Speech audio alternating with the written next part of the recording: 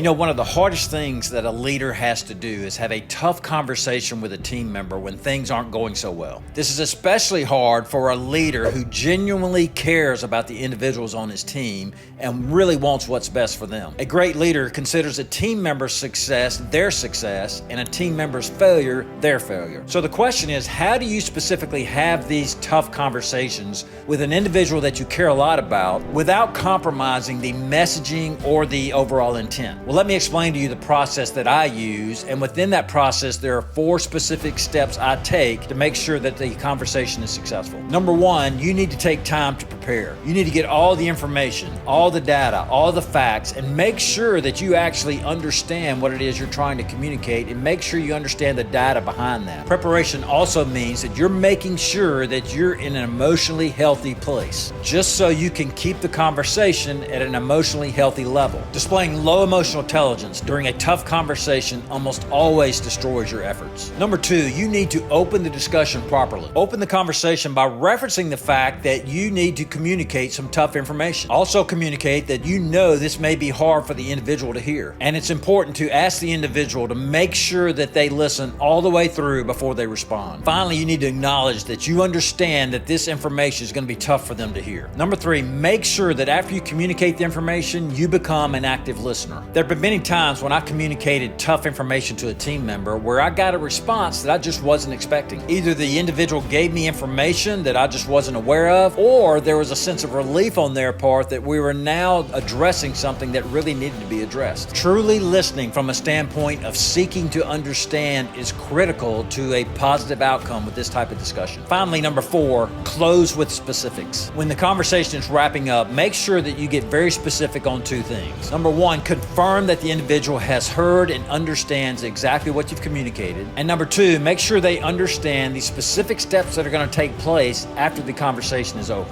This is just a way of making sure that everyone's on the same page. Having a tough conversation is hard, but it doesn't have to be a totally negative experience. And when done correctly, both individuals can leave the conversation feeling a little better about what just took place. I help people by providing tips, content, and advice based on things that I've learned throughout my life and throughout my career. So if you enjoy content like this, then like this video and follow me for more.